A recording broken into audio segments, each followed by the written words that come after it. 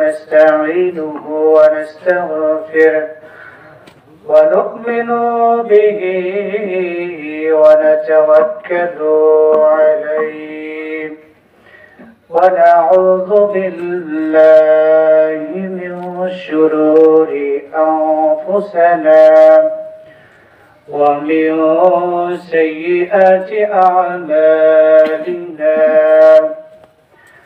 من يهده الله فلا مضل له ومن يضلله فلا هادي له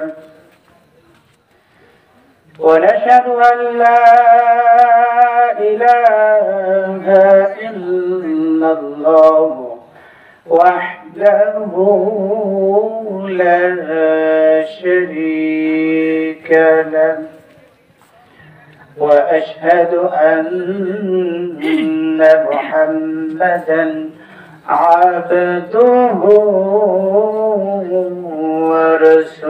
ورسوله الذي أرسله بالحق بشيرا ونذيرا وداعيا إلى الله بإذنه وسراجا وقمرا منيرا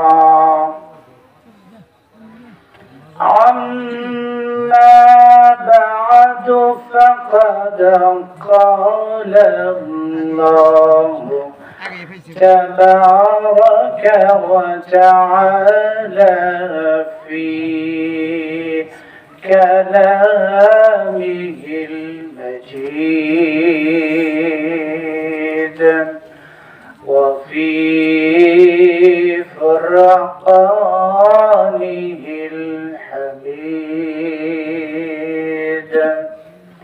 সবাই একসাথে আল্লাহ তাআলার দেয়া জবান খুলে তার কালামে পাক তেলাওয়াত করি আউযু বিল্লাহি মিনাশ শাইতানির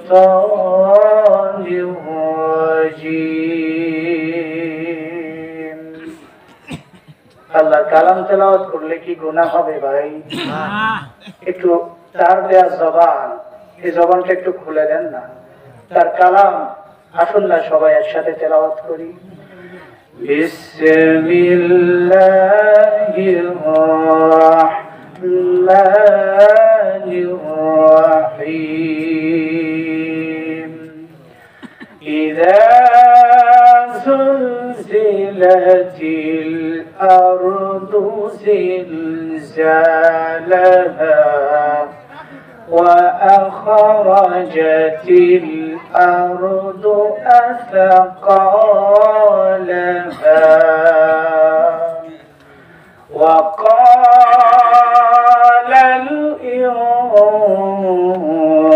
الإنسان ما لها يومئذ تحدث أخبارها بأن ربك أوحى لها إلى آخر الآية সমস্ত প্রশংসা যাবতীয় তারিফ সেই মহান রব্বুল ইজ্জাত ওয়াল জালালের জন্য যার অশেষ দয়ায় আজকে আচাদ্দহ আহলে হাদিস জামে মসজিদের উন্নতি কল্পে ওয়াজ মাহফিলে সম্মানিত শ্রদ্ধাভাজন সভাপতি প্রধান আলোচক এছাড়াও অসংখ্য আলেম উলামা যারা আলোচনা করেছেন এবং সামনে উপবিষ্ট মুরব্বিয়ানে কেরাম এবং পর্দার অন্তরালে অবস্থানরত সম্মানিতা মা ও বোনেরা, সবাই আমরা আল্লাহ তাআলার শুকরিয়া জ্ঞাপন করছি। আলহামদুলিল্লাহ। দরুদ ও তাসলিম বর্ষিত হোক জনাবে মুহাম্মদুর রাসূলুল্লাহ সাল্লাল্লাহু আলাইহি ওয়াসাল্লামের উপর। সম্মানিত অত্র মুসল্লিবৃন্দ, আমাদের মনে হয় আপনাদের নিকটে পৌঁছতে একটু দেরি হয়ে গেছে কিনা জানি না। আমাদের কাছে আসলে একটু দূরের পথ, বুঝতে পারিনি। আর একটু আগে যদি বের হতে পারতাম হয়তো আরো আগে আসা যেত। আপনাদের নিকটে ধৈর্য কামনা করছি এবং ক্ষমা প্রার্থনা করছি। চলুন আমরা আল্লাহ তাআলার কোরআন থেকে আলোচনা শুনবো। রাজি আছেন সবাই? শুনবেন তো ইনশাআল্লাহ? শেষ পর্যন্ত থাকবেন ইনশাআল্লাহ। আল্লাহ তাআলা মানব নামক গোষ্ঠীকে ইচ্ছা শক্তি দিয়েছেন। রব্বুল আলামিন বলেন, وَمَنْ شَاءَ فَلْيُؤْمِنْ وَمَنْ شَاءَ فَلْيَكْفُرْ إِنَّا أَعْتَدْنَا لِلظَّالِمِينَ نَارًا। মহান রব্বুল আলামিন সূরাতুল কাহফের ভেতরে দুনিয়ার মানুষদেরকে ভালো করে জানিয়ে দিয়েছেন, ও আল্লাহর বান্দারে শুনে নাও, আমি আল্লাহ তাআলা তোমাকে ইচ্ছা শক্তি দান করে দিয়েছি। তুমি যদি চাও তাহলে আমি আল্লাহ তাআলার দেয়া বিধান অনুযায়ী জীবন যাপন করতে পারো, আমি আল্লাহকে মেনে নিতে পারো, আমি আল্লাহ রব্বুল আলামিনের দেয়া বিধান অনুযায়ী চলতে পারো। তোমার যদি মন না চাই তাহলে তুমি আমি আল্লাহকে অস্বীকার করতে পারো। তাই তো আল্লাহ বলেছেন,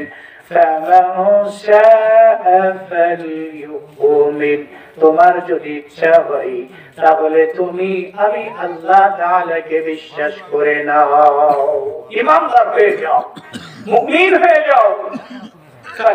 তুমি আমার প্রতি বিশ্বাস স্থাপন করো।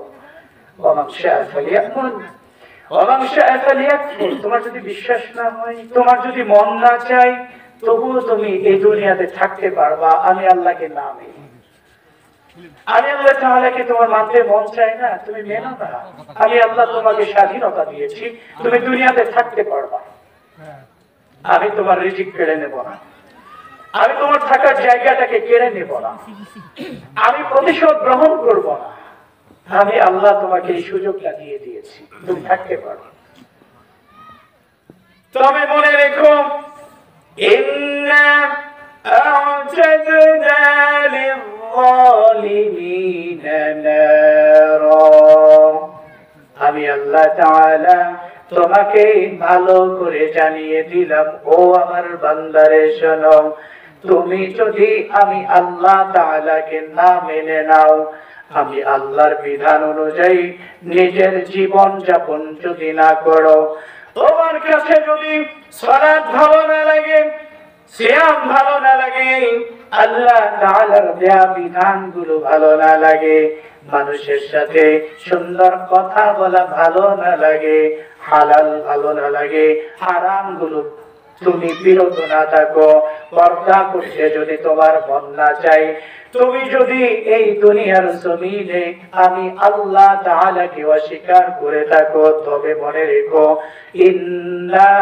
আ'তাদনা লিয-যালিমিনা নারা, নিশ্চয় আমি আল্লাহ জালেমদের জন্য আমার জাহান্নামের আগুনকে আমি প্রস্তুত করে রেখেছি। তোমাকে দুনিয়াতে কিছু করবো না, তুমি এই দুনিয়াতে থাকতে পারো, খেতে পারো, তুমি চলাফেরা করতে পারো, আমার দেয়া রিজিক তুমি ভক্ষণ করতে পারো। মনে রেখো, আমি এর বিরুদ্ধে ব্যবস্থা গ্রহণ করব না। তবে বান্দারে, যখন তুমি এই দুনিয়া ছেড়ে আমি আল্লাহর কাছে চলে আসবা, ওই সময় আমি তোমাকে ছেড়ে দেব না, আমি তোমাকে ছেড়ে দেব না, জাহান্নামের আগুনে নিক্ষেপ করে দেব। হুজুর এখনই বললেন, আল্লাহ জালেমদের জন্য জাহান্নামের আগুন প্রস্তুত করেছেন। আমরা কি জালেম নাকি? আমরা জানি জালেম হলো ওই ব্যক্তি যে মানুষের জমিনগুলো অন্যায় করে দখল করে, যে মানুষের সাথে মারামারি করে, মানুষের উপরে অন্যায় ভাবে আঘাত করে, এরা হলো জালেম।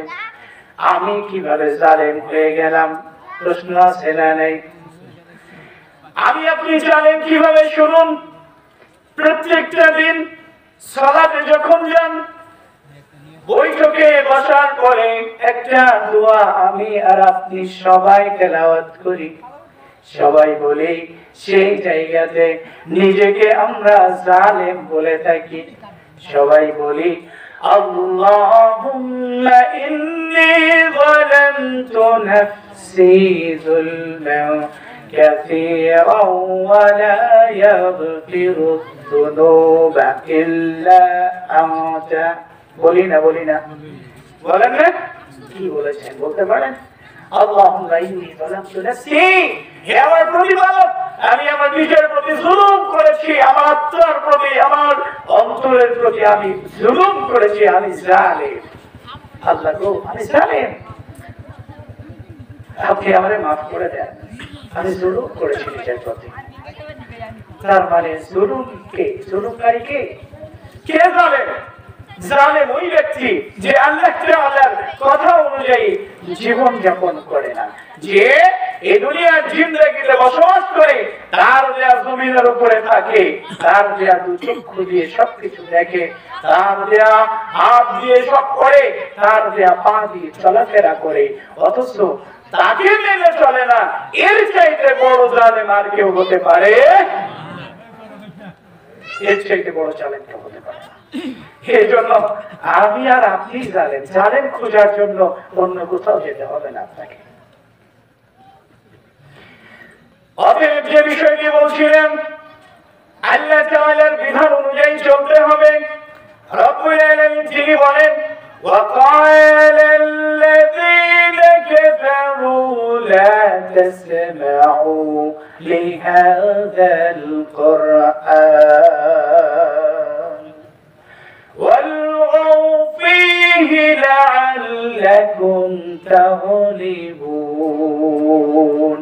অত্র আয়াত থেকে এটা প্রমাণিত হয় যে বা যারা কোরআন শুনতে চায় না, কোরআনের আলোচনা ভালো লাগে না, কোরআন থেকে কথা মন ভালো লাগে না, কোরআন থেকে কথা বলা এটা শুনবে, এইটা মন মতো হয় না, যাদের মনে আঘাত লাগবে, যারা এইখানে বিশৃঙ্খলা করবে, এই কোরআনের মাহফিলে সহযোগিতা করবে না, এইটার বিরোধিতা করবে, এই সমস্ত মানুষগুলোকে রব্বুল আলামিন তিনি কাফেরদের সাথে তুলনা করেছেন। অতএব মাহফিলের আয়োজন করেছেন, কিন্তু এখন পর্যন্ত মাহফিলের পরিবেশ ঠিক করতে পারেন নাই। এইটার জন্য আপনারা নিজেরা দায়ী, এইটাকে দ্রুত ঠিক করে ফেলুন।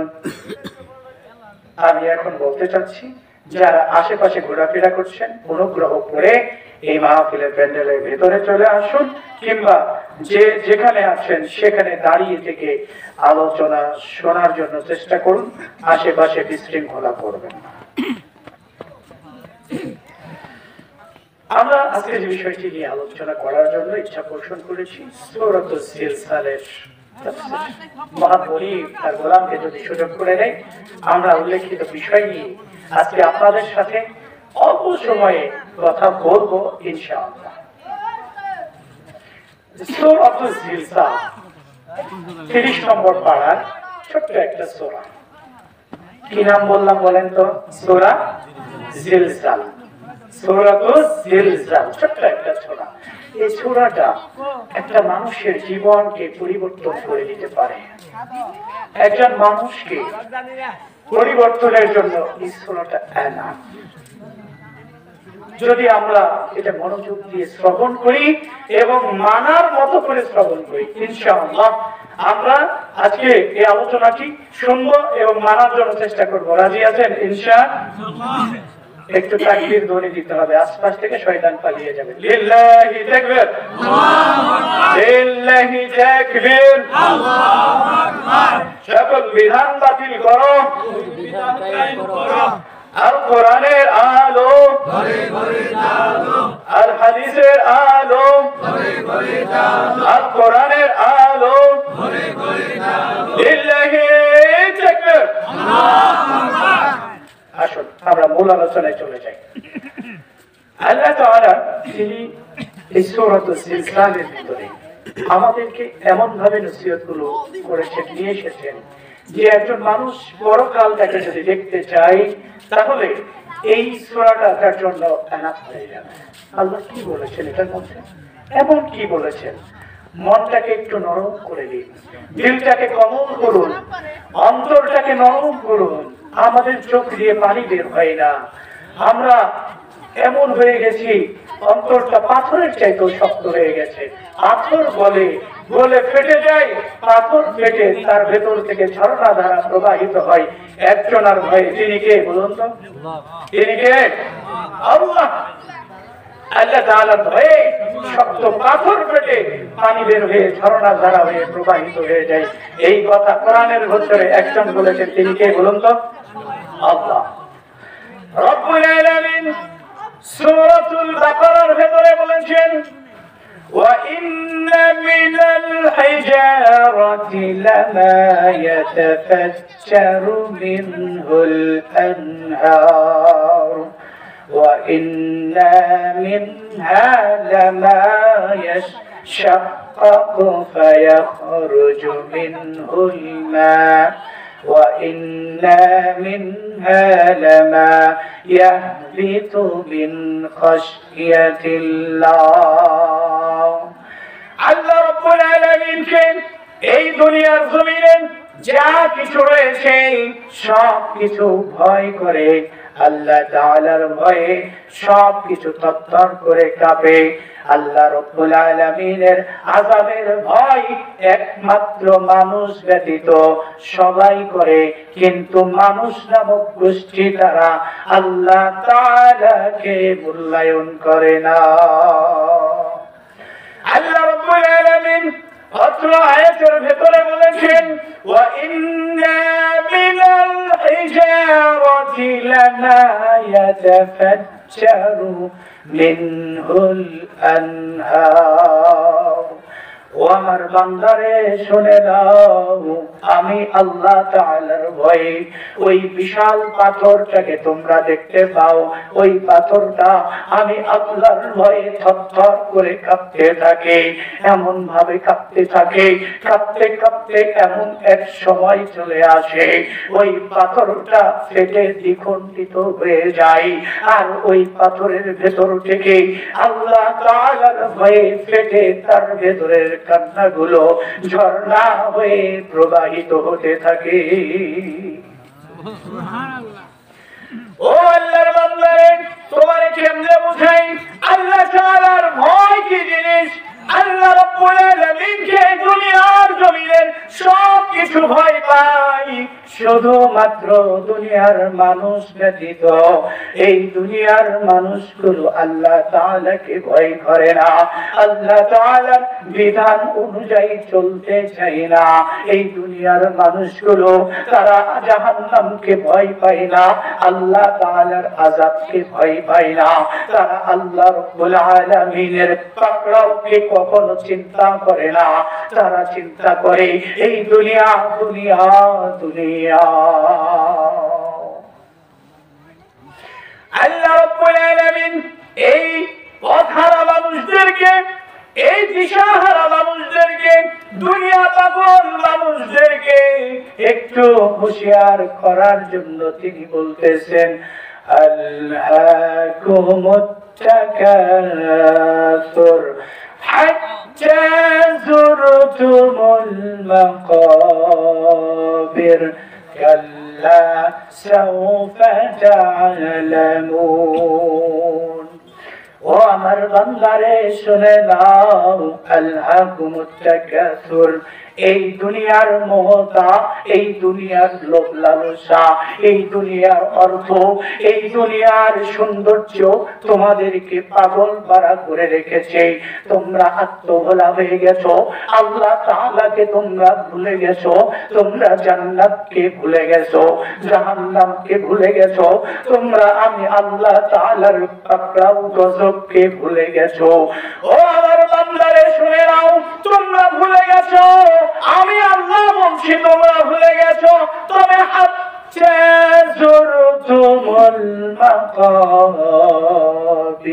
ততক্ষণ পর্যন্ত তোমরা দুনিয়া পাগল হয়ে থাকবা, তোমাদেরকে এই দুনিয়া আত্মভোলা করে রাখবে, আল্লাহ তাআলাকে ভুলিয়ে রাখবে, যতক্ষণ পর্যন্ত না তোমরা ওই কবরে গিয়ে পৌঁছাবে।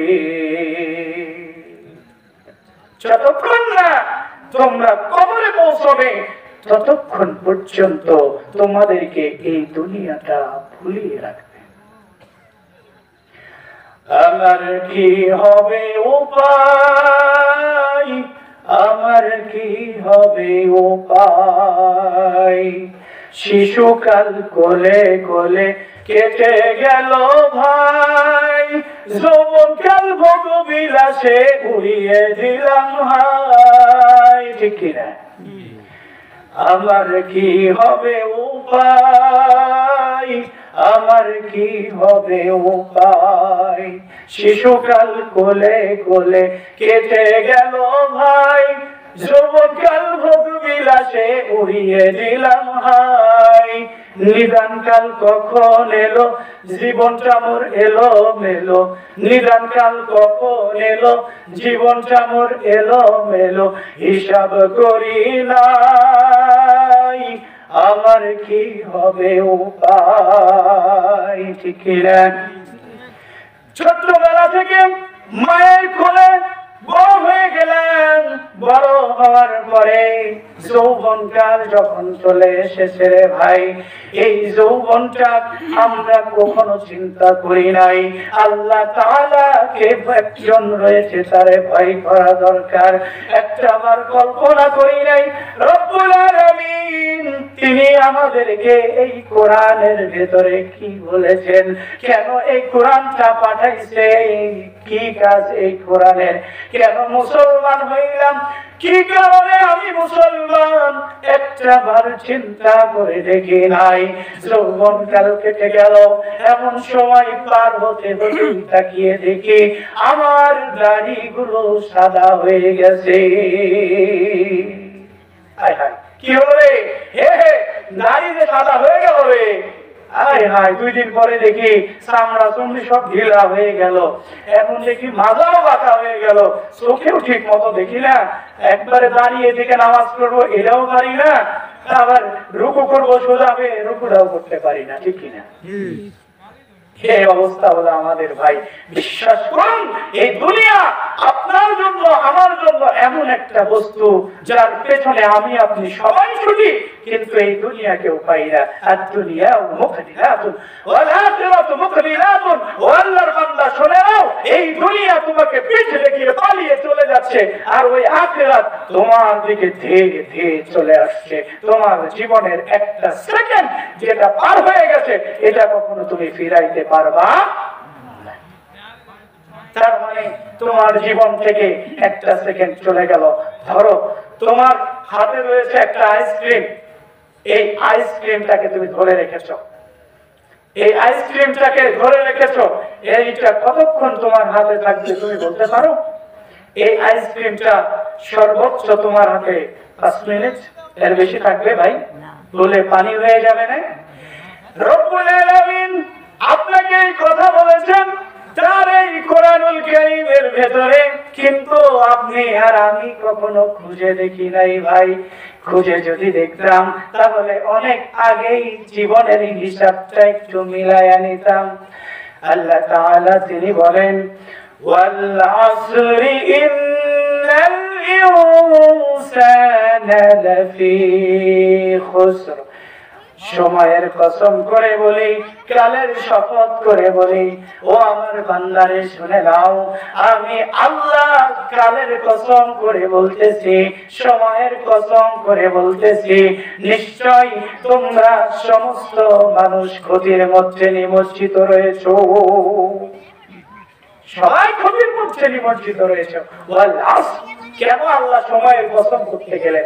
পৃথিবীতে এত কিছু আছে, সময়ের কসম কেন করতে গেলেন? এই তাফসীর খোঁজার জন্য মুফাসসিরে কেরাম পাগল হয়েছিলেন। শেষ পর্যন্ত একজন মুফাসসির তিনি তাফসীর খুঁজে পেয়েছিলেন, প্রফেসর ডক্টর মোহাম্মদ আসাদুল্লাহ আল গালিব স্যারের 30 পারার তাফসীর আপনারা খুলে দেখবেন, সেইখানে ঘটনাটা সুন্দর করে বিবরণ দেওয়া রয়েছে। সেই মুফাসসির তিনি বাজারে গিয়ে দেখলেন একজন বলছে, আমার তোমরা ওই ব্যক্তির প্রতি রহম করো যার মূলধন প্রতিটি মুহূর্তে শেষ হয়ে যাচ্ছে, নিঃশেষ হয়ে যাচ্ছে। একজন বরফ বিক্রেতা। কে? বরফ বিক্রেতা। তার মানে সেকেন্ড চলে যাচ্ছে, তার বরফ গলে গলে পানি হয়ে যাচ্ছে। বরফ যদি বিক্রি করতে না পারে তার মূলধন শেষ। আপনার জীবনের মূলধন হলো আপনার বয়স, আপনার আয়ুকাল, আপনার জীবনের যে সময়সীমা, এটা হলো আপনার মূলধন।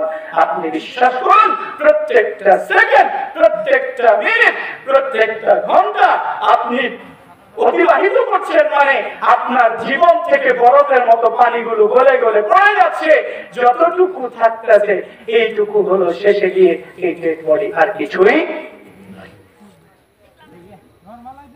অতএব নিজের জীবনটাকে নিয়ে একটাবার চিন্তা করুন। আসুন অন্তরটাকে নরম করে আজকের আলোচনা শুনবেন ইনশাআল্লাহ। আল্লাহ তাআলা তিনি বলেন, ইযা যুলজিলাতিল আরদু জিলজালাহা ওয়া আখরাজাতিল আরদু আসকালাহা।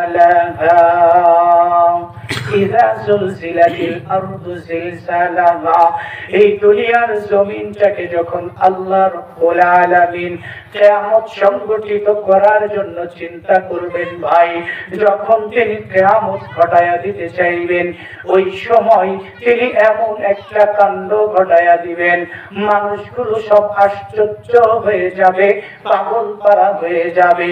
রব্বুল আলামিন তিনি এই দুনিয়ার জমিনটাকে এইরকম ভাবে ধরে এমন ভাবে ঝাঁকানো শুরু করে দেবে, এমন ভাবে ঝাঁকাবেন দুনিয়ার জমিনটা ধরে, ইযা যুলজিলাতিল আরদু জিলজালাহা ওয়া আখরাজাতিল আরদু আসকালাহা ওয়া আখরাজাতিল আরদু আসকালাহা। দুনিয়ার জমিনটাকে ধরে যখন আল্লাহ ঝাঁকাবেন, প্রবল ভাবে প্রকম্পিত করবেন, ওই সময় এই জমিনের ভেতরে যেই সমস্ত মূল্যবান সম্পদগুলো রয়েছে সবগুলো এক এক করে বের হয়ে আসবে। এই দুনিয়ার মাটির নিচে ভাই অনেক মূল্যবান খনিজ পদার্থ রয়েছে। স্বর্ণের খনি আছে না নাই? স্বর্ণের খনি রয়েছে, রৌপ্যের খনি রয়েছে, আরো অনেক মূল্যবান সম্পদের খনিগুলো এই দুনিয়ার জমিনের ভেতরে লুকায়িত রেখেছেন কে? আল্লাহ তাআলা ওই সময় যখন ঝাঁকানি দিবেন দুনিয়াটাকে, এই দুনিয়ার জমিন তার সমস্ত সম্পদগুলো বের করে দেবে। পেটের মধ্যে যা কিছু ছিল সবকিছু উগলায়া বের করে দিবে, বমি করে দেবে।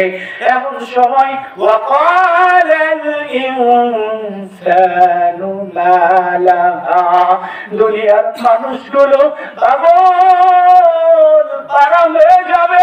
পাগলের মতো হয়ে মানুষগুলো বলবে, হায় রে জমিন, আজকে তোমার কি হয়েছে বলো? কেন তুমি এমন কি করতেছো বলো?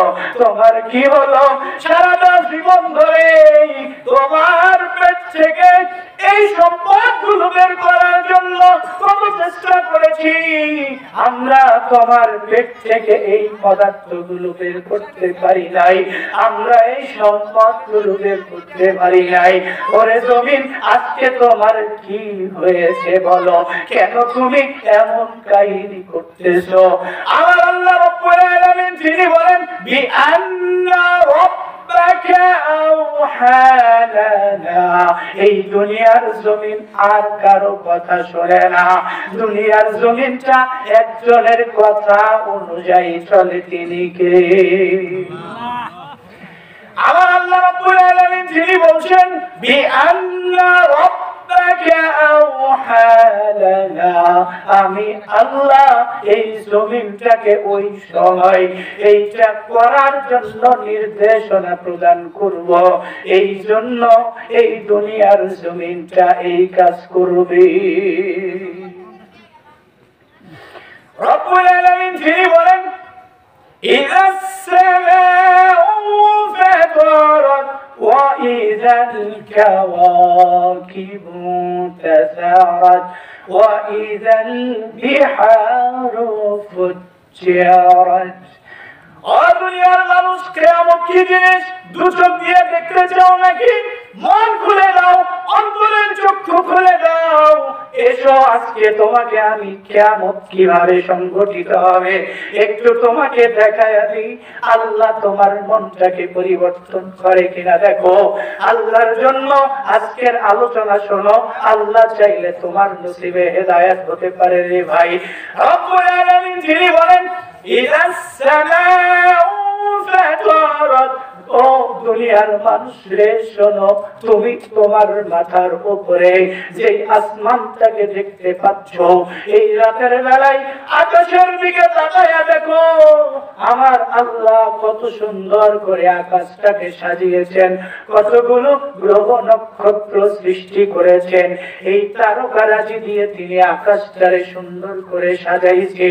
ও আল্লাহর বান্দা, আজকের বিজ্ঞানী প্রমাণ করেছেন ওই আকাশটা যত বড়, ওই আকাশের পেটের মধ্যে আল্লাহ রাব্বুল আলামিন অসংখ্য তারকারাজিগুলোকে সৃষ্টি করেছেন।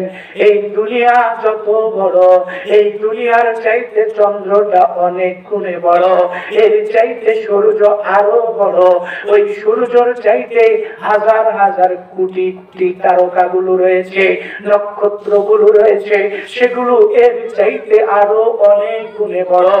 এর চাইতে বড় হলো ব্ল্যাক হোল, ওই ব্ল্যাক হোলের ভেতরে সমস্ত তারকাগুলোকে একসাথে যদি ঢুকায়া দেন, এই আসমানের তারকাগুলো সব ঢুকে যাবে।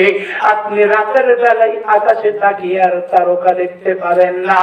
আমার আল্লাহ তাআলা ওই আসমানটাকে কেমন করে সাজালেন, কিভাবে সাজালেন, কত বড় বড় তারকারাজি সৃষ্টি করে দিলেন ভাই। এই বিশাল আসমানটা একদিন ফেটে চৌচির হয়ে যাবে। এই তারকা নক্ষত্র রাশিগুলো, এই গ্রহ পুঞ্জগুলো একটা একটা করে খসে খসে দুনিয়ার জমিনের উপরে পড়বে। ও ভাই, একটা বার চিন্তা করে দেখো, এই দুনিয়ার জমিনে এখনকার সময়ে কিছুদিন পূর্বেই ওই চীনের সিওয়ান প্রজেক্টে যে একটা ভূমিকম্প হয়েছে ভাই, চীনের ভেতরে একটা ভূমিকম্প কয়েকদিন আগে হয় নাই, যেই ভূমিকম্পের কারণে শত শত মানুষগুলো মরে গেছে ভাই। সিম্পল একটা ভূমিকম্প সহ্য করতে পারে না, একটু ভূমিকম্প হলে মাথা ঘুরাই, ঠিক কিনা? মাথা ঘুরাই, বিল্ডিং ফেটে যায়।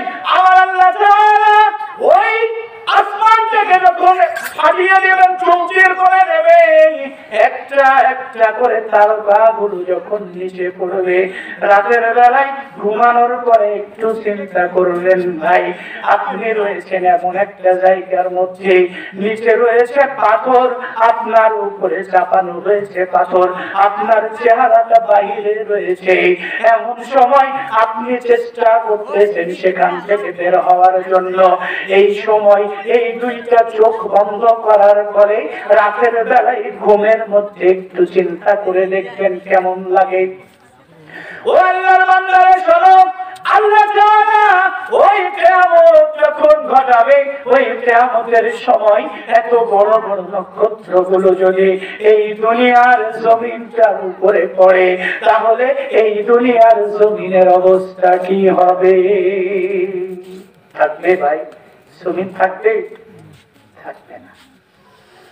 রব্বুল আলামিন তিনি বলেন আল কারিআতু মাল কারিআ ওয়া মা আদরাকা মাল কারিআ ইয়াউমা ইয়াকুনুন নাসু কাল ফারাশিল মাবথুস।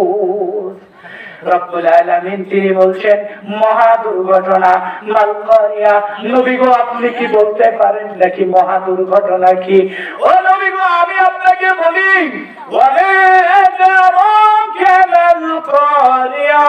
আপনি তো জানেন না মহা দুর্ঘটনা কি গো। ইয়াউমা ইয়াকুনুন নাসু কাল ফারাশিল মাবথুস। নবী গো আমি আপনাকে বলে দিই কিয়ামতটা কি জিনিস, মহা দুর্ঘটনা কি জিনিস আমি আপনাকে বলে দিই। আল্লাহর নবী আমি আপনাকে বলে দিই, আপনি বলতে পারবেন না, আমি আপনাকে একটু জানিয়ে দিই নবী।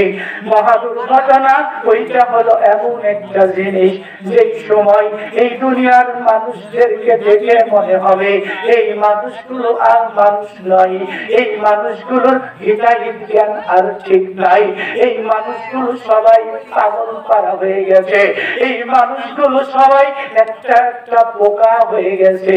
আগেকার সময়ে যারা মুরব্বী রয়েছেন তারা বলতে পারেন একটা যদি কুপি জ্বালাইছেন, মশাল জ্বালাইছেন, হেসাক জ্বালাইছে, ওই হেসাক ওই কুপির চারিপাশ দিয়ে কতগুলো পোকা মাকড় আসার পরে আগুনে ঝাঁপ দেয়, ঠিক কিনা?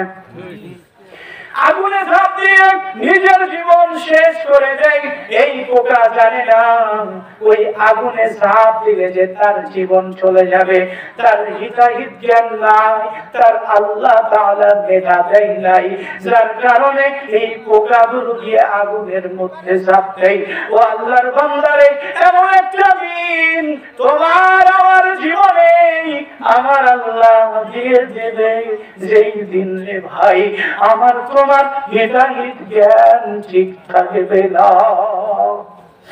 এমন সময় হিতাহিত জ্ঞান ঠিক থাকবে না, তুমি আমি পাগল হয়ে যাব, দৌড়ানো শুরু করে দেব, কে রয়েছে কোথায় বলতে পারবো না, কে পাশে রয়েছে কে দূরে রয়েছে, কেমনে কি হইতেছে, কোথায় কি রয়েছে আমি এইটার কোনো হিসাব থাকবে না।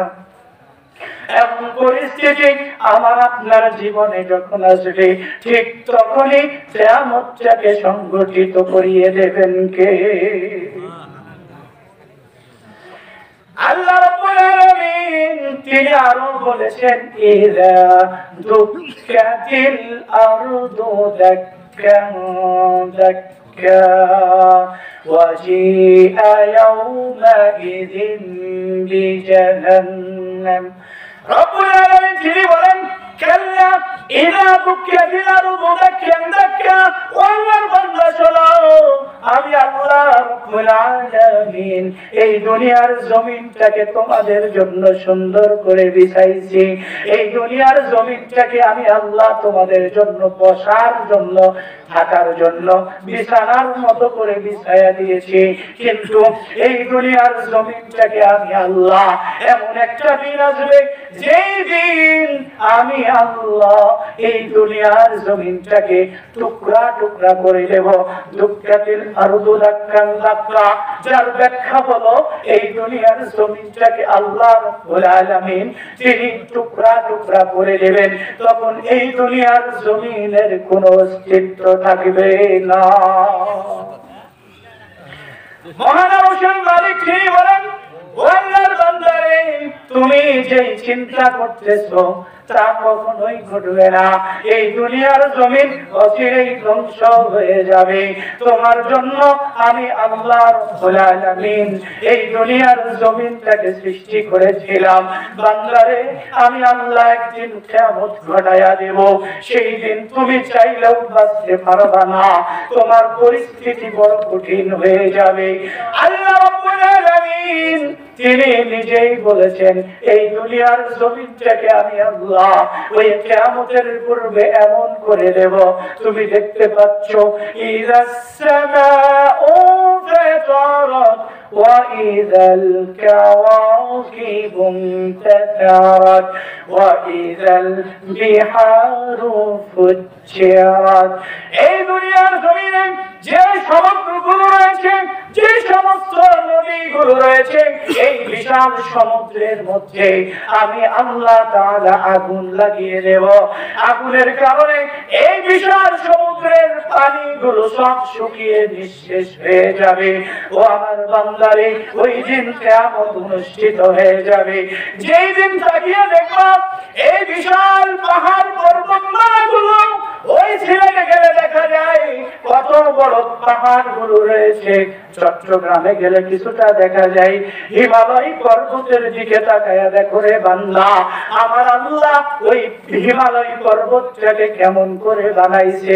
এই বিশাল বিশাল পর্বতমালাগুলো এমন একটা দিন আসবে, সেই দিন ধুলি তো তুলার মতো করে উঠতে শুরু করে দেবে, এমন হয়ে যাবে বালি কণার মতো হয়ে যাবে। সেই দিন আমার আল্লাহ তাআলা এই দুনিয়ার জমিনে কিয়ামত ঘটায়া দেবে। আমার আল্লাহ বলেন, ইয়া আইয়ুহান নাসু ইত্তাকু ইন্না জালজালাতাস সাআতি শাইউন আযীম। ও আমার বান্দারে, ইয়া আইয়ুহান নাস ইত্তাকু, হে দুনিয়ার মানুষ, তোমরা সবাই আমি আল্লাহ তাআলাকে ভয় করবা। আমি আল্লাহ তাআলা তোমাদেরকে বলতেছি, ইয়া আইয়ুহান নাস ইত্তাকু রাব্বাকুম ইন্না জালজালাতাস সাআতি শাইউন আযীম। মহাপ্রকম্পন, এই মহাপ্রকম্পনকে তোমরা ভয় পাও। ওই সময়কে ভয় পাও যেই সময় আমি আল্লাহ তাআলা এই দুনিয়ার জমিনে কিয়ামত সংগঠিত করে দেব। এমন একটা সময় আসবে যেদিন আমি আর আপনি এইভাবেই থাকবো, কিন্তু দেখবো হঠাৎ করে এগুলো হয়ে যাচ্ছে। কেন, কি হলো, কোথায় থেকে কি হলো, আমি আপনি বুঝবো না। বিশ্বাস করুন, আমি আপনি বুঝবো না কিভাবে কি হয়ে যাবে। আল্লাহ রাব্বুল আলামিন তিনি বলছেন, ও আমার বান্দারে শুনে নাও, আমি আল্লাহ তোমারে যখন ওই কিয়ামতের ময়দান কায়েম হয়ে যাবে, আমি আল্লাহ তোমারে নতুন করে উঠাবো। তোমারে আমি আল্লাহ উঠাবো, যখন উঠানোর পরে তোমার অবস্থা কি হবে শুনে নাও। আনা আয়েশা রাদিয়াল্লাহু তাআলা আনহা قالت قال رسول الله صلى الله عليه وسلم, আয়েশা রাদিয়াল্লাহু তাআলা আনহা তিনি বলেছেন, আল্লাহর নবী মুহাম্মদুর রাসূলুল্লাহ সাল্লাল্লাহু আলাইহি ওয়াসাল্লাম তিনি বলেছেন, يحشر الناس يوم القيامة حفاة عراة غرلا।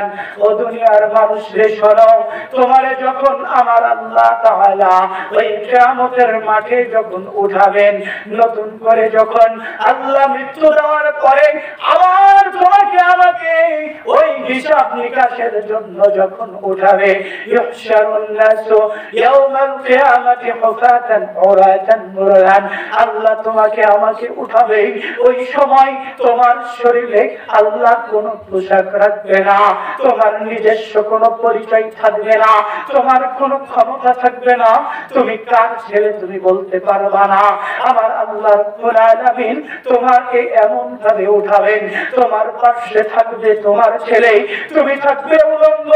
ও আমার মা শুনে নাও, তোমার পাশে তোমার ছেলে থাকবে আর তুমি থাকবে উলঙ্গ অবস্থায়, তোমার শরীরে কোনো পোশাক থাকবে না। ও আমার ভাইরে শোনো, তোমার পাশে তোমার মেয়ে দাঁড়িয়ে থাকবে, কিন্তু তোমার মেয়ের শরীরে পোশাক থাকবে না। তুমি দাঁড়িয়ে থাকবা, তোমার শরীরে পোশাক থাকবে না, তোমার ছেলে থাকবে, তোমার চাচা থাকবে, তোমার বাবা থাকবে, তোমার দাদা থাকবে, তোমার দাদি থাকবে, সবাই পাশে দাঁড়িয়ে থাকবে, ভাই ভাতিজা সবাই থাকবে, কারো শরীরে কোনো পোশাক থাকবে না। কে নেতা ছিল, ছিল, কার কত টাকা ছিল, কার কত তলা বাড়ি ছিল, কে কেমন ছিল সমাজের মধ্যে, কে ছিল ইমাম সাহেব, কে ছিল বক্তা সাহেব, কে ছিল আলেম সাহেব, কে কেমন ছিল, এইরকম কোন নিজস্ব পরিচয় দিয়ে আমার আল্লাহ কিয়ামতের মাঠে উঠাবেন না। মা আয়েশা সিদ্দিকা রাদিয়াল্লাহু তাআলা আনহা তিনি আল্লাহর নবীকে বললেন, ইয়া রাসূলুল্লাহ, ইয়া হাবিবাল্লাহ, এইটা আপনি কি বললেন, এইটা কিভাবে হতে পারে? ইয়া রাসূলুল্লাহ, আমি আপনার বিবি, আমি আপনার স্ত্রী, আমি আয়েশা, আমি হলাম আপনার স্ত্রী, বিশ্বের সর্বশ্রেষ্ঠ নবীর স্ত্রী, বিশ্বের সর্বশ্রেষ্ঠ মানুষের স্ত্রী। আল্লাহর নবী গো, আমার শরীরে পোশাক থাকবে না, এটা কি হতে পারে? আল্লাহর নবী, আপনি এটা কেমন কথা বললেন? আমার পাশে আমার পিতা আবু বকর থাকবে, ওমর থাকবে, ওসমান থাকবে, আলী থাকবে, এই দুনিয়ার জমিনে শুরু থেকে শেষ পর্যন্ত যত মানুষ এসেছে সবাই থাকবে, আর আমি সেখানে উলঙ্গ হয়ে থাকবো। আল্লাহ নবী, এটা আপনি কি বললেন? এটা কিভাবে হতে পারে? না না না, এটা আমি মেনে নিতে পারি না। আল্লাহর নবী গো, আরেকটু আপনি ভালো করে বলুন না, আমি আয়েশাও কি ওই দিন উলঙ্গ হয়ে থাকবো? আমার শরীরে কোনো পোশাক থাকবে না? আল্লাহর নবী, আমার শরীরে পোশাক থাকবে না? এটা কেমন কথা? কি বললেন আপনি? না, হতে পারে না। একটু বলুন না আল্লাহর নবী। আমার নবীজি বললেন, ও আয়েশা গো, শোনো, ওই দিন ওই মুহূর্তে ইহশারুন নাসু ইয়াউমাল কিয়ামা ফাসাদান ওরাতান গুরলান। কুলতু ইয়া রাসূলুল্লাহ, ইয়া রাসূলুল্লাহ, আমিও কি এরকম হয়ে থাকবো নাকি? আল্লাহর নবী বললেন, আশাদতু মিন আইয়ানজুরা বা'দুকুম ইলা বা'দ। ও আয়েশা রে, শোনো, পরিস্থিতি এত কঠিন হবে, এত ভয়াবহ হবে, এত জটিল হবে, এত কঠিন হবে। ও আয়েশা রে, শোনো, আমার আল্লাহ ওই সময়টাকে এতটা কঠিন করে দেবেন যে ওই সময় একজন মানুষ, কে আছে সামনে, কে আছে পেছনে, কে আছে ডানে, কে আছে বামে, কে তার বাবা, কে তার মা, কে তার সন্তান, এইটা চেনার মতো কোনো সুযোগ থাকবে না। কত কঠিন পরিস্থিতি, কত ভয়াবহ হতে পারে বলতে পারেন? আল্লাহ তাআলা তিনি বলছেন, ইয়াউমা তারাউনাহা তাযহালু কুল্লু মুরদিআতিন আম্মা আরদাআত ওয়া তাদাউ কুল্লু যাতি হামলিন হামলাহা ওয়া তারান নাসা সুকারা وما هم بسكارى ولكن عذاب الله شديد। ও আল্লাহর বান্দারে, শোনো, আমার আল্লাহ রব্বুল আলামিন তিনি নিজে বলছেন ওই পরিস্থিতি কত ভয়াবহ হতে পারে তোমাকে বোঝানোর জন্য আমার আল্লাহ নিজেই বলছেন, ইয়াউমা তারাউনাহা তাযহালু কুল্লু মুরদিআতিন আম্মা আরদাআত।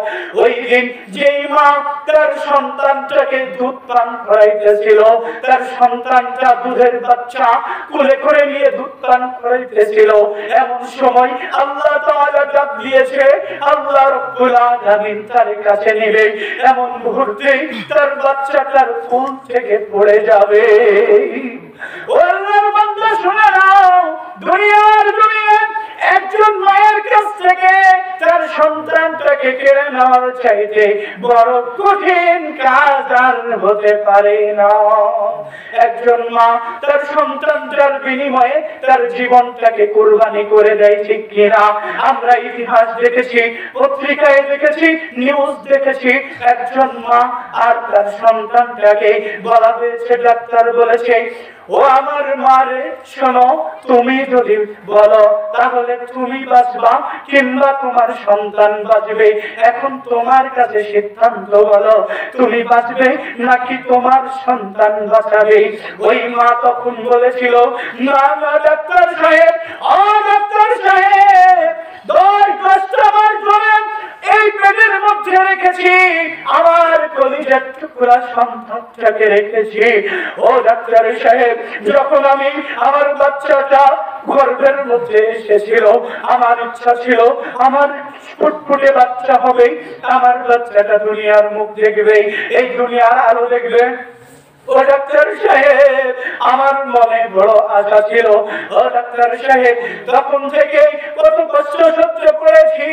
ও ডাক্তার সাহেব, ওই দিন থেকে আমি ঠিক মতো খেতে পারি নাই, আমি ঠিক মতো শুয়ে ঘুমাইতে পারি নাই। আমি যখন ঘুমাইতে গেছি, হঠাৎ করেই দেখি আমার বমি শুরু হয়ে গেছে। আমি বিছানা থেকে উঠে বাইরে চলে এসেছি, বমি করেছি, মনে হয় একটু ভালো লাগবে, বিছানায় গিয়ে একটু বসেছি। ও ডাক্তার সাহেব শোনেন, আমার মাথা ঘুরতে দিয়ে উঠেছিল,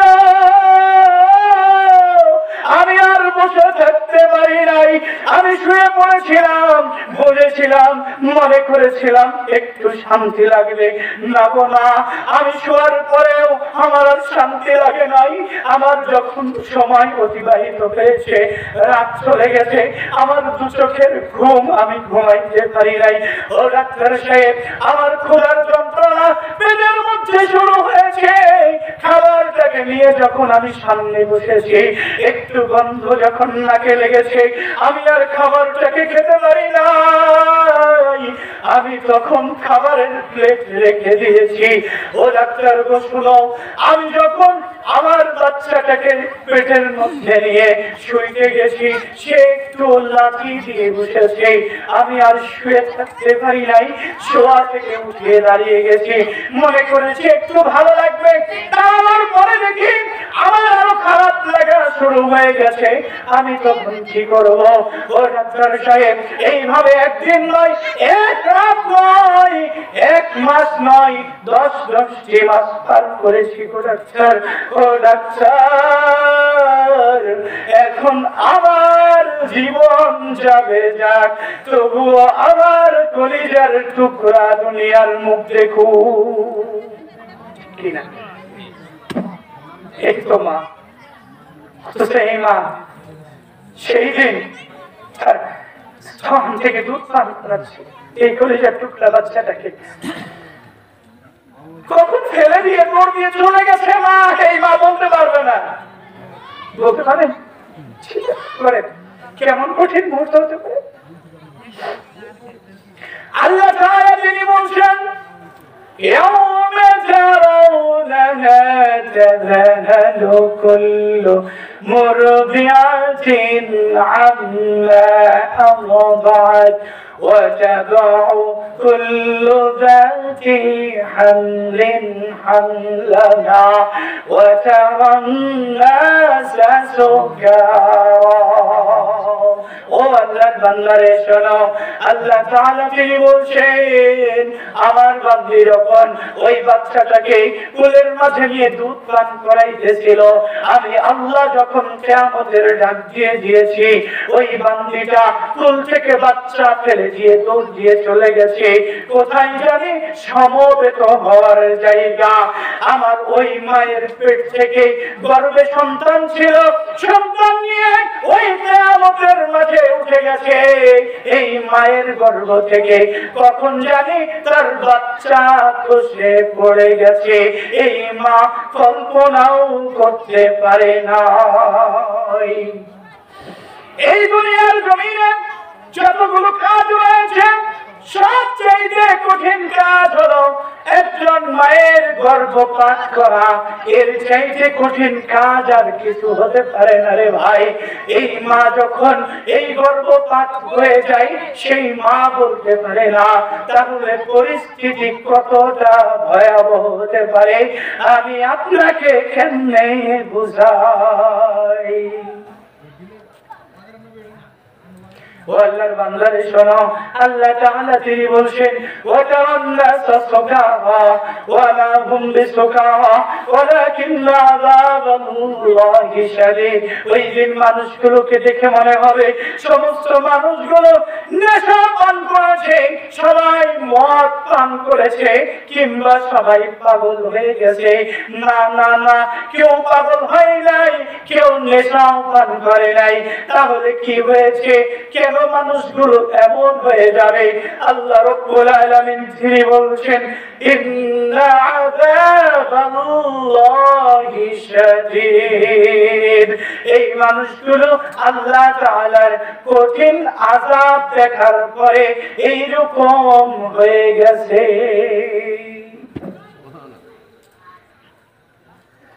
আল্লাহর আযাব কত কঠিন, আল্লাহর ধরা কত কঠিন, জাহান্নাম যে কত কঠিন। কবর যত কঠিন, জাহান্নাম তার চাইতে অনেক অনেক অনেক বেশি কঠিন। কবরের চাইতে কিয়ামত একটু বেশি কঠিন, আর কিয়ামতের চাইতে জাহান্নাম অনেক বেশি কঠিন। বিশ্বাস করুন, এই দুনিয়া একদিন শেষ হয়ে যাবে।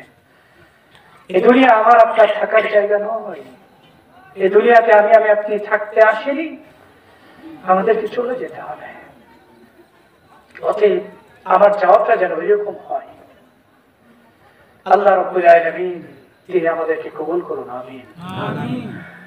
আল্লাহ রাব্বুল আলামিন দুনিয়ার মানুষদেরকে ওই কিয়ামতের ভয়াবহতা থেকে বাঁচার জন্য অসংখ্য আয়াতে কারিমাগুলো নাযিল করেছেন। ভাই, কিয়ামতটাকে দু চোখের মাধ্যমে দেখিয়েছেন। সব কথাগুলো এই কোরআনের মাঝে রয়েছে। এই কোরআনটাকে একটু খুলে দেখতে হবে, তাহলে আমি আর আপনি এই কথাগুলো দু চোখ দিয়ে দেখতে পারবো।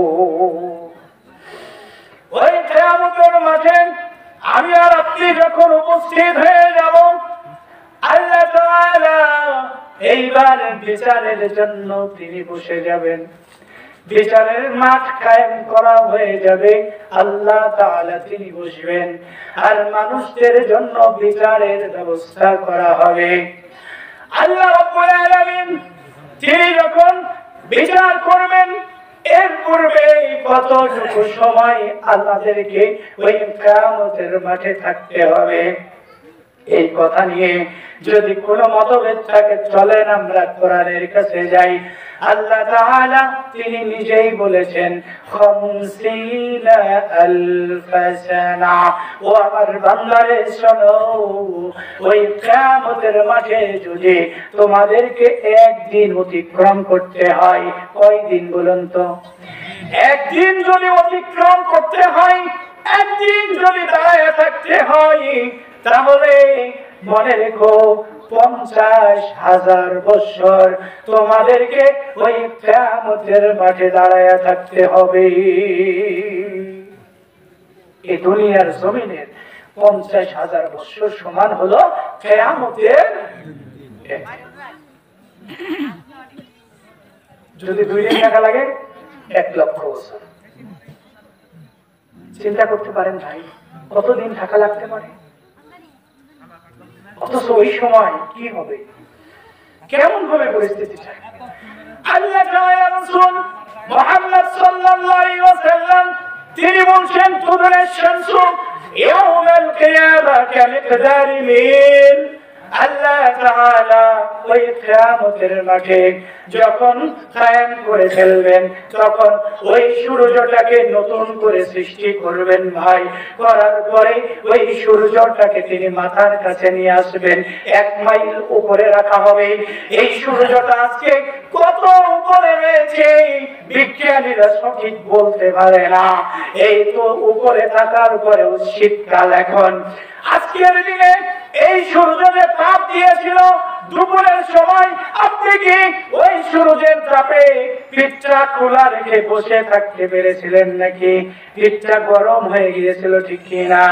আর যদি জ্যৈষ্ঠ মাস হয়, চৈত্র মাস হয়, আষাঢ় মাস হয়, ওই সময় ভাদ্র মাসের সময় যে রৌদ্রের তাপ আসে, ওই তাপের মধ্যে কি দাঁড়িয়ে থাকা যায় ভাই? থাকা যায় না। আর যদি এই সূর্যটাকে আমার আল্লাহ 1 মাইল উপরে নিয়ে আসে, পরিস্থিতি কেমন হয়ে যাবে? আবার রাসূল বলেন এমন সময় হবে মানুষগুলো ঘামতে শুরু করে দেবে। কিয়ামতের মাঠে মানুষগুলো এমন ভাবে ঘামতে শুরু করবে, একজন মানুষ তার পাপ যেমন হবে সে তার পাপ অনুযায়ী তার ঘামের মধ্যে হাবুডুবু খাবে। মানুষের শরীর থেকে ঘাম ঝরতে ঝরতে ওই কিয়ামতের মাঠে কারো ঘাম হয়ে যাবে টাকনু পর্যন্ত, কারো ঘাম হবে হাঁটু পর্যন্ত, কারো ঘাম হবে কোমর পর্যন্ত। কেউ বা ঘামের মধ্যে হাবুডুবু খেতে থাকবে, সাঁতার কাটতে থাকবে। এই দুর্গন্ধময় ঘামের পানি হবে। এই দুনিয়ার জমিনে যে পানিগুলো আমরা দেখি সাধারণত যদি ঘোলা পানি হয়, এই পানির মধ্যে আমরা কেউ গোসল করি না, ঘোলা পানিতে কেউ নামতে চাই না।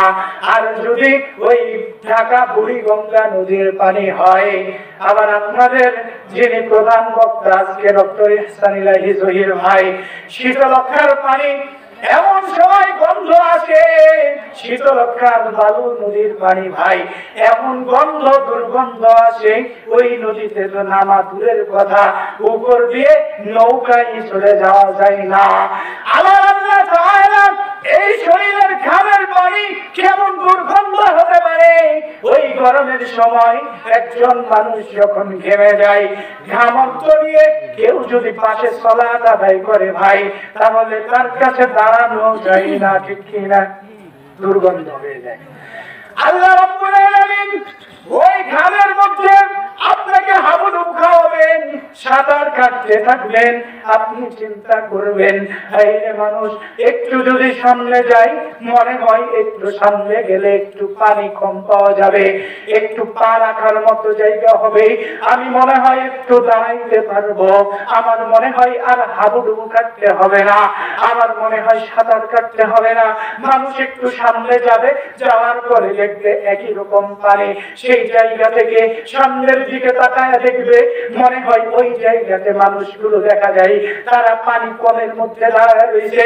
একটু সামনে গেলে মনে হয় একটু পানি কম পাওয়া যাবে, একটু সামনে যাই, এইভাবে করে সারা কিয়ামতের মাঠ আপনি ঘুরে বেড়াবেন। বিশ্বাস করো আল্লাহর বান্দা, ও বিশ্বাস করো বান্দি, আল্লাহ তাআলা তোমার জন্য একটু পানি কমায়া দেবে না। এইভাবে করে হাজার হাজার বছর কিয়ামতের মাঠে দাঁড়িয়ে থাকবে। মানুষগুলো সবাই চিন্তা করবে, হায়রে আল্লাহ বিচার কাজ শুরু করে না কেন? আল্লাহ তাআলা বিচার কেন শুরু করে না? একটু যদি বিচার শুরু করতেন, আমরা পরামর্শ করব কিভাবে কি করা যায়। চলো চলো চলো যাই আমাদের সবার পিতা আদম আলাইহিস সালামের কাছে যাই। পিতা যখন সন্তানদের প্রতি একটু মায়া হবে, চলেন যাই সবাই একটু বলে আসি যে আল্লাহকে যেন উনি বলে দেয় যে আল্লাহ একটু বিচারটা শুরু করেন, আমার সন্তানরা থাকতে পারে না। আদম আলাইহিস সালাম যখন যাব, তখন তিনি বলবেন, আমি পারবো না, আমি নিজেই বিপদে, সম্ভব না, যাও তোমরা নূহ আলাইহিস সালামের কাছে যাও, উনি হলেন প্রথম রাসূল, তার কাছে যাও। তার কাছে যখন যাবেন বলবে, আমি নিজেই বিপদে, আমার ছেলেকে আমি ডুবে যাচ্ছিল, তখন বলেছিলাম আয় বেটা আয়, আমি আল্লাহকে বলেছিলাম আল্লাহ রে একটু তাদের জায়গা দিই স্ত্রীতে, না আমি পারবো না, আল্লাহ মাফ করছে কিনা জানি না, যাও তোমরা মুসার কাছে যাও। মুসা আলাইহিস সালাম বলবেন সম্ভব নয়, ঈসা আলাইহিস সালাম বলবেন সম্ভব নয়, যাও তোমরা ওই ব্যক্তির কাছে, শ্রেষ্ঠ নবী, শ্রেষ্ঠ নবী, বিশ্বের সর্বশ্রেষ্ঠ নবী মুহাম্মদুর রাসূলুল্লাহ সাল্লাল্লাহু আলাইহি ওয়াসাল্লামের কাছে যাও। একমাত্র তিনি আজকে সুপারিশ করার ক্ষমতা রাখে, আর কেউ নয়। তাহলে আপনার পীর সাহেব ক্ষমতা রাখে না? আপনার পীর সাহেবের ক্ষমতা কোথায় গেল? তিনি যে বলেছিলেন আল্লাহর কাছে সুপারিশ করে জান্নাতে নিয়ে যাবেন, ওই নেই, হবে না? ওরে ও ভণ্ড বাবা, ওরে ও ল্যাংটা বাবা, রোজ হাসরে দেখবে তোমার কোন বাবা, ঠিক কিনা? ওরে ও ভণ্ড বাবা, ওরে ও ল্যাংটা বাবা, রোজ হাসরে দেখবে তোমার কোন বাবা। কোরআনের ধারে ধারে না, মাজারেতে তামাক খাই, লম্বা লম্বা চুল রেখেছে, শিকল পরা সারা গাই, ঠিক কিনা? মুছে ঢাকিছে মুখ, চেনা যায় না কি কারবার। ওরে ও ভণ্ড বাবা, ওরে ও খাজা বাবা, রোজ হাসরে দেখবে তোমার কোন বাবা। লিল্লাহি তাকবীর, লিল্লাহি তাকবীর। ঘুমিয়ে গেছেন? চলবে? পৃথিবীর সমস্ত মানুষদের ভেতর থেকে একমাত্র আমাদের নবী মুহাম্মদ রাসূলুল্লাহ সাল্লাল্লাহু আলাইহি ওয়াসাল্লাম ব্যতীত আল্লাহ তাআলার কাছে সুপারিশ করার মতো দ্বিতীয় কোন ব্যক্তি থাকবেন না। সেদিন আল্লাহ তাআলা তিনি ওই আমাদের নবী মুহাম্মদ সাল্লাল্লাহু আলাইহি ওয়াসাল্লামের সুপারিশে তার বিচার কার্য শুরু করবেন। বিচার কার্য তিনি শুরু করবেন। যখন বিচার শুরু হয়ে যাবে, তখন পৃথিবীর মানুষগুলোর পরিস্থিতি কি হবে, কেমন হবে? আসুন আমরা একটু শুনি। আল্লাহ তাআলা বিচার কার্য শুরু করবেন। এর পূর্বে পৃথিবীর মানুষদেরকে তিনি কয়েকভাবে তাকে দোষী সাব্যস্ত করবেন। আমি যে দোষী, এই দোষী সাব্যস্ত করার জন্য আল্লাহ রাব্বুল আলামিন প্রথম যে কাজ করবেন সেটা হলো তার ফেরেশতাদেরকে নিযুক্ত করে রেখেছেন আমাদের সঙ্গে, কিরামান কাতিবিন। তারা লিখছেন, আমাদের আমলনামাগুলো লিখতেছেন। এই আমলনামাগুলো আমাদেরকে দেওয়া হবে। আল্লাহ তাআলা তিনি বলছেন, وَأَمَّا مَنْ أُوتِيَ كِتَابَهُ بِيَمِينِهِ فيقول هاؤم اقرءوا كتابيه। যেই মানুষটাকে আল্লাহ রাব্বুল আলামিন তার ডান হাতে আমলনামা দান করবেন ভাই, তিনি তার আমলনামা পাওয়ার সাথে সাথে আনন্দিত হয়ে যাবে, খুশি হয়ে যাবে। আমলনামা পাওয়ার পরে এই লোকটা তার আশেপাশে যারা রয়েছে তাদেরকে এক এক করে ডাক দেবে। ডাকার পরে বলবে, ফায়াকুলু হাউম ইকরাউ কিতাবিয়া।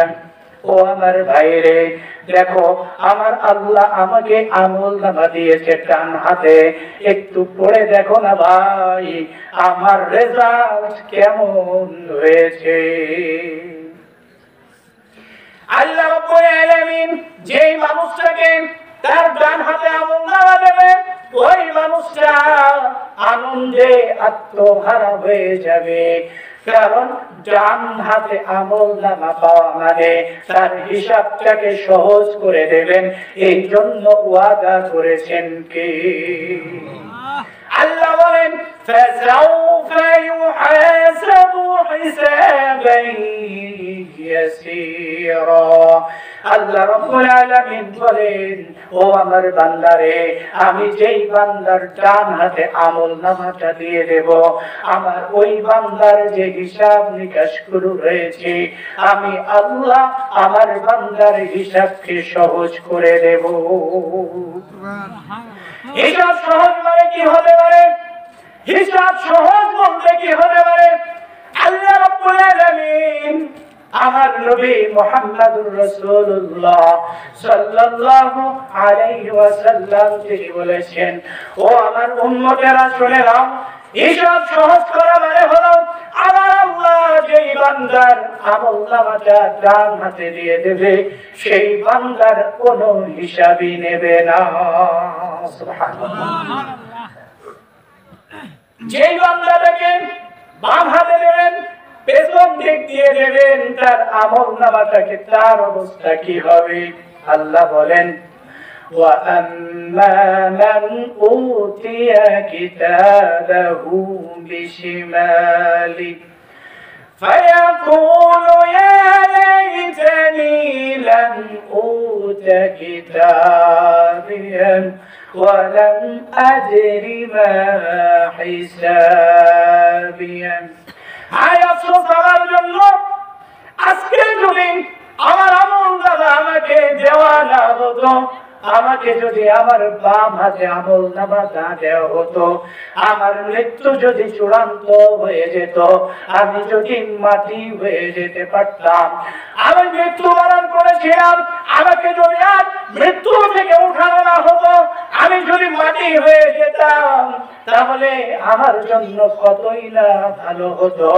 আজকে আমাকে এই হিসাবের সম্মুখীন হওয়া লাগতো না।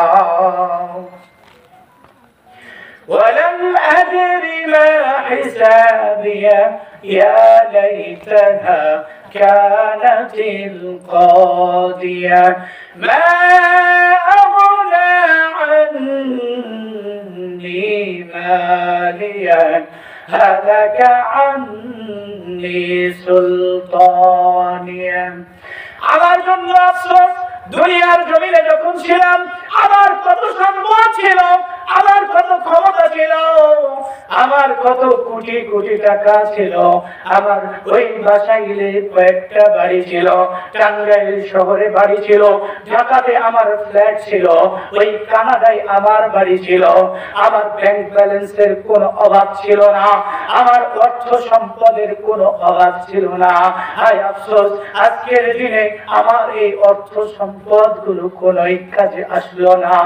আমার জন্য আফসোস, আমি অনেক বড় নেতা ছিলাম, ওই সময় আমি যদি ওই জায়গার স্কুল মাঠে দাঁড়িয়ে একটা ডাক দিয়েছি, হাজার হাজার মানুষ আমার ডাকে এসে হাজির হয়ে গেছে, আমার কাছে এসে হাজির হয়েছে।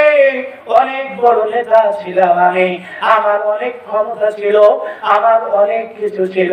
হায় আফসোস, আজকের দিনে আমার এই কোন ক্ষমতা সম্পদ কাজে আসলো না। আল্লাহ রাব্বুল আলামিন তিনি সঙ্গে সঙ্গে বলবেন, খুযুহু ফাগুল্লু, ও আমার ফেরেশতারা ধরো, এই বান্দাটাকে পাকড়াও করে নাও, তারে ধরো, শিকল পরাও। সুম্মা ফি সিলসিলাতিন যারউহা 70 যিরাআন ফাসলুকু, ধরো, পাকড়াও করো তাকে, এরপর তার শিকল পরিয়ে দাও, 70 গজ লম্বা শিকল পরিয়ে দাও, জাহান্নামে নিক্ষেপ করে দাও তাকে। আল্লাহ রাব্বুল আলামিন একটা পদ্ধতি হলো, তিনি আমার আপনার জন্য এই যে আমলনামা লিখেছেন ফেরেশতাদেরকে দিয়ে, এই আমলনামাটা আমার আপনার জন্য পেশ করে দেবেন। এরপরে এই আমলনামা যখন আমাকে আপনাকে দেওয়া হবে, আমি আপনি তো হলাম আদম সন্তান, আল্লাহকে বলবো, আল্লাহ গো, এইটা কি আপনার ফেরেশতারা মিথ্যা কথা লিখে রেখেছে, আমি এগুলো করি নাই। কত বড় বাটপার! আল্লাহর কাছে মিথ্যা কথা নাই।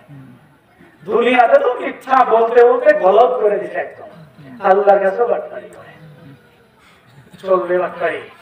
আল্লাহ রাব্বুল আলামিন তখন তিনি বলবেন, ও আমার বান্দারে, ঠিক আছে, আমার ফেরেশতাদের কথা লেখা তোমার যখন পছন্দ হয় নাই, তুমি যখন মনে করছো আমার ফেরেশতারা তোমার প্রতি জুলুম করে মিথ্যা কথা লিখেছে, ঠিক আছে, তোমার আমলনামা তুমি রেখে দাও, তোমার আমলনামার দরকার নাই। কাফা বিনাফসিকাল ইয়াউমা আলাইকা হাসিবা, আজকে তোমার হিসাবের জন্য তুমি নিজেই যথেষ্ট। যা, তোর মুখটাকে বন্ধ করে দিলাম, তোর মুখ দিয়ে আর কোনো কথা বলতে পারবি না, তোর শরীর থেকে আমি আজকে তোর সাক্ষী বের করে নিব। আল্লাহ রাব্বুল আলামিন তিনি বলেন, আল ইয়াউমা নাখতিমু আলা আফওয়াহিহিম ওয়া তুকাল্লিমুনা আইদিহিম ওয়া তাশহাদু আরজুলুহুম বিমা কানু ইয়ামালুন বিমা কানু ইয়াকসিবুন।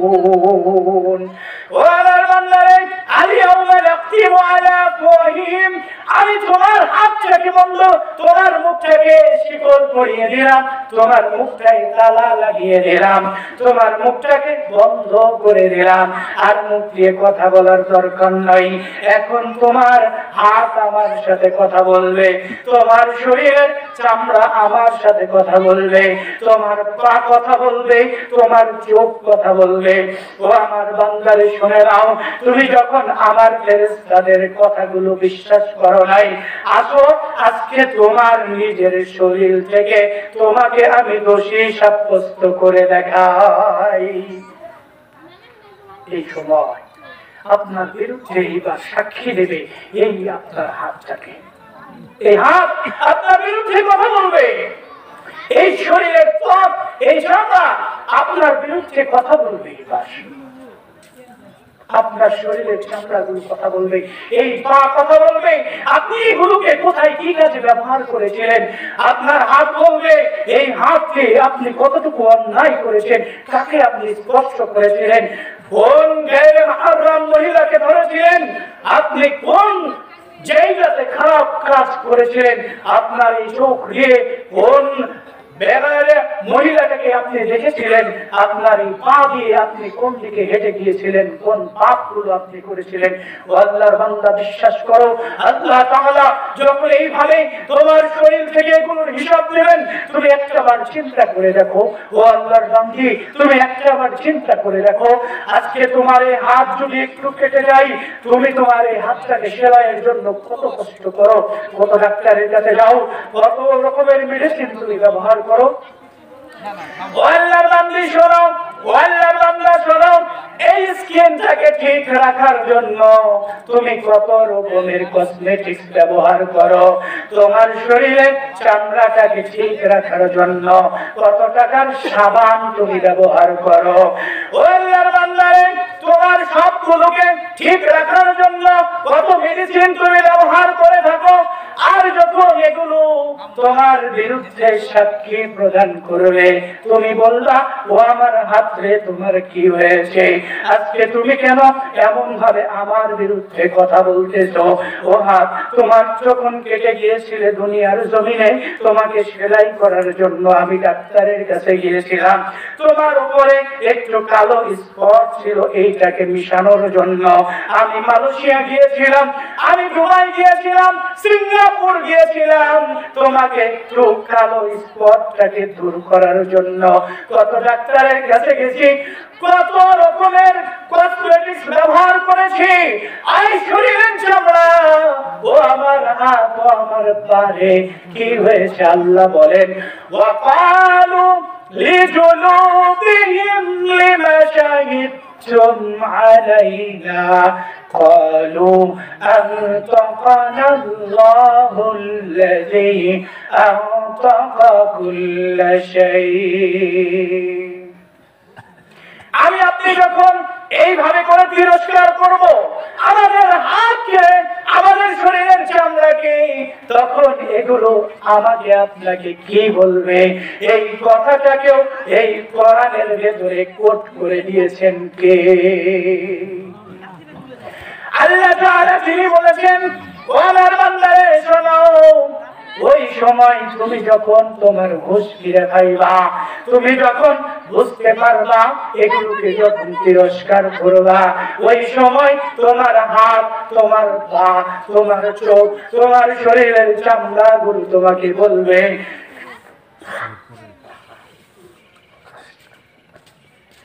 ওই সময় এগুলো তোমাকে বলবে, ও আমার বান্দারে শোনো, তোমার হাত, তোমার পা, তোমার শরীরের চামড়াগুলো বলবে তুমি দুনিয়ার জমিনে মনে করতে আমরা কথা বলতে জানি না, আমরা আল্লাহ তাআলার কাছে বলতে পারি না, এইরকম মনে করতে নাকি? শোনো, ক্বালু আওতাকানা আল্লাহুল্লাযী আওতাকা কুল্লা শাই।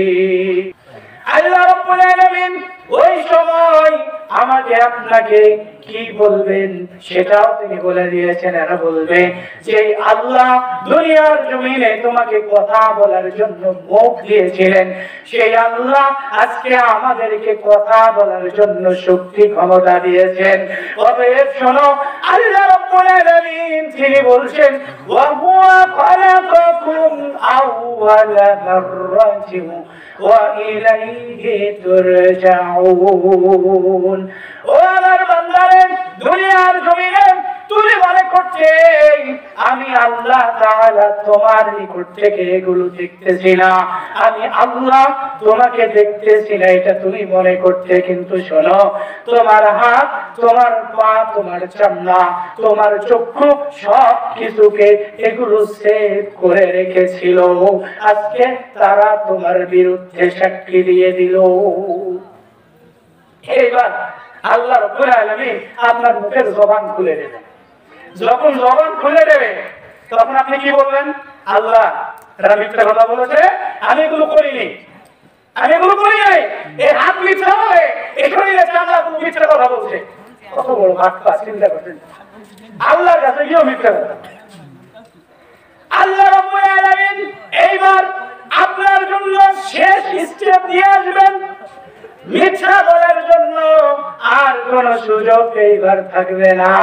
আল্লাহ তাআলা তিনি নিজেই এই কথা বলছেন, ফামাই ইয়ামাল মিথকালা যাররাতিন খায়রান ইয়ারা ওয়া মান ইয়ামাল মিথকালা যাররাতিন শাররান ইয়ারা।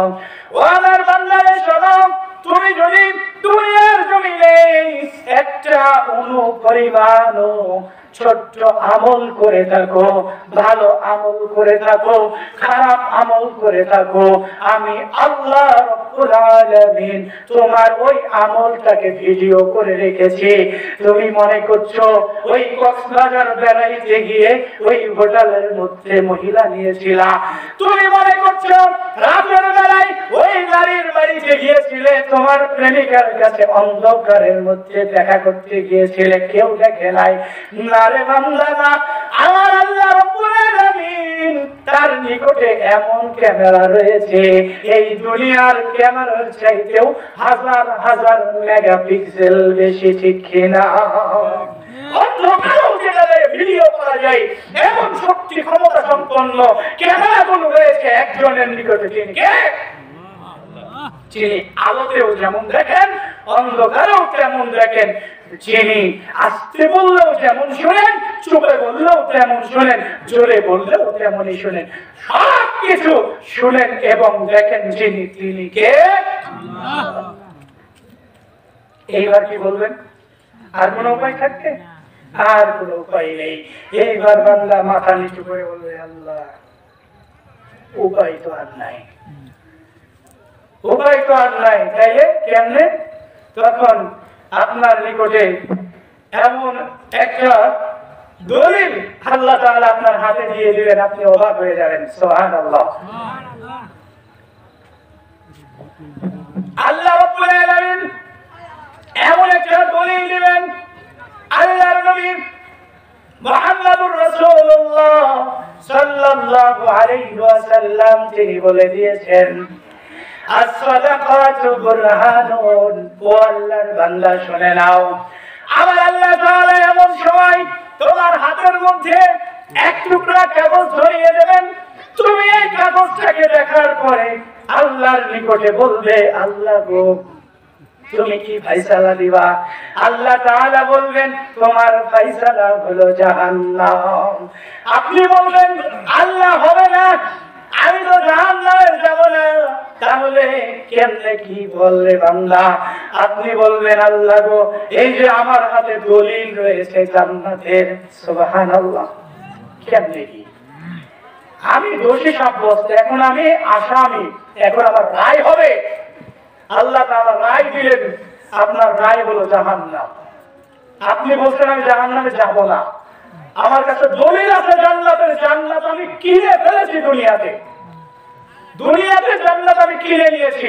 আপনি বলছেন আমি জাহান্নামে যাব, মানে কি কথা? না যাব না, জান্নাতে যাব, কি বলে? আল্লাহ তাআলা তিনি বলেন ইন্নাল্লাহ আশতারা মিনাল মুমিনিনা আনফুসাহুম ওয়া আমওয়ালাহুম বিআন্না লাহুমুল জান্নাহ। আল্লাহ রাব্বুল আলামিন তিনি বলেন নিশ্চয় আমি আল্লাহ মুমিনদের নিকটে জান্নাতটাকে বিক্রি করে দিয়েছি। আমি আমার মুমিন বান্দাদের নিকটে আমার জান্নাতটাকে বিক্রয় করে দিয়েছি, বিক্রি করে দিয়েছি। কিসের বিনিময়ে? ইন্নাল্লাহা আশতারা মিনাল মুমিনিনা আনফুসাহুম ওয়া আমওয়ালাহুম বিআন্না লাহুমুল জান্নাহ। আল্লাহ রাব্বুল আলামিন আপনার নিকট থেকে মাল চেয়েছেন, সম্পদ চেয়েছেন। আপনি যদি আল্লাহকে সম্পদ দিয়ে থাকেন, আপনার অর্থ যদি আল্লাহর কাছে দিয়ে থাকেন, তাহলে আপনি এই অর্থের বিনিময়ে আল্লাহর জান্নাতটাকে দুনিয়ায় কিনে নিতে পারবেন। সুবহানাল্লাহ। জান্নাত কিনতে চান? দুনিয়ায় থাকা অবস্থায় এটাতে আগ্রহ কম। এই দুনিয়াতে থেকে সাদের দেশে বাড়ি বানাইতে চান, জমি কিনবেন, বিক্রি হচ্ছে না এখন? এখন বিক্রি হচ্ছে, সবাই কিনছে। কিন্তু জান্নাতে বাড়ি বানানোর জন্য যদি জমি কিনতে বলেন, খুব কঠিন। এই জায়গাতে বিপন্নতা আছে না নাই? আল্লাহ রাব্বুল আলামিন তিনি বলেন বান্দারে, জান্নাত যদি নিজের করে নিতে চাও, দলিল হিসেবে আমার নিকটে যদি পেশ করতে চাও, তুমি দোষী সাব্যস্ত হয়ে গেছো। এরপরেও তুমি আমার কাছে জোর গলায় বলতে পারবা, আল্লাহ গো আমি জান্নাত কিনে এসেছি, তুমি কেন আমাকে জাহান্নামে পাঠাইবা? এই কথা যদি বলতে চাও, তাহলে আল্লাহর জন্য খরচ করতে হবে। আল্লাহর নবী বলেছেন as-সাদাকাতু বুরহান। সাদাকা হলো তোমার জন্য, দান হলো তোমার জন্য দলিল। তুমি যদি দান করে থাকো, সাদাকা করে থাকো, তাহলে আল্লাহর কাছে যখন যাইবা, আল্লাহর কাছে যাওয়ার পরে যখন জাহান্নাম ফায়সালা হয়ে যাবে রে বান্দা, ওই সময় আল্লাহকে বলবে আল্লাহ দলিল রয়েছে, জান্নাতে যাব। আল্লাহ গো তুমি বললে জাহান্নাম হবে না, এই যে দলিল তুমি দিয়েছো আমাকে। আল্লাহ বলবেন যে রে বান্দা তোর দলিল দিয়ে যা, যা যা দলিল আমার কাছে পেশ কর। দলিল পেশ করার পরে যখন আল্লাহ তাআলা নকশা পর্চা আপনার দলিল মিলায়া দেখবেন একুরেট রয়েছে, যারে বান্দা যা, তোরে আমি আল্লাহ এইবার তোর জায়গায় জান্নাত দিয়ে দিলাম। এইটা আমাদের বিভীষিকাময় পরিস্থিতি থেকে যদি বাঁচতে চান, আল্লাহ রাব্বুল আলামিনের কঠিন আযাব জাহান্নাম থেকে যদি বাঁচতে চান, তাহলে দান করতে হবে। দানের চাইতে পাওয়ারফুল আমল আর কিছু হতে পারে না। আল্লাহ রাব্বুল আলামিন তার নবী মুহাম্মদুর রাসূলুল্লাহ সাল্লাল্লাহু আলাইহি ওয়াসাল্লাম তিনি বলেছেন, ওই কিয়ামতের বিভীষিকাময় অবস্থা থেকে বাঁচতে চাও রে বান্দা, শোনো, তুমি যদি কিয়ামতের বিভীষিকাময় কঠিন মুসিবত থেকে যদি বাঁচতে চাও, তাহলে তুমি এই দুনিয়ার জমিনে হাত্তা লা তা'লামা শিমালুহু মা সানাতা ইয়ামিলুহু, তুমি এমন ভাবে দান করো আল্লাহ রাব্বুল আলামিন তোমারে, তুমি যদি দান করে থাকো আল্লাহর জন্য, তাহলে আল্লাহ ওই কিয়ামতের মাঠে যখন সূর্যটাকে একদম 1 মাইল উপরে নিয়ে আসবেন, তখন তোমার জন্য ওই আরশের ছায়ার নিচে জায়গা করে দেবে। সুবহানাল্লাহ। কেন দিবেন বলুন তো? দান করার কারণে। কেন দিবেন? দান করার কারণে। তো আমি বেশি ওয়াজ বেশি করতে চাই না, আর 10টা বেজে গেছে। প্রধান বক্তা তো আসতে হবে, তাই না? আপনারা যদি আমাকে দেরি করান তাহলে দেরি হবে, আর যদি আপনারা দেরি না করান তাহলে দেরি হবে না।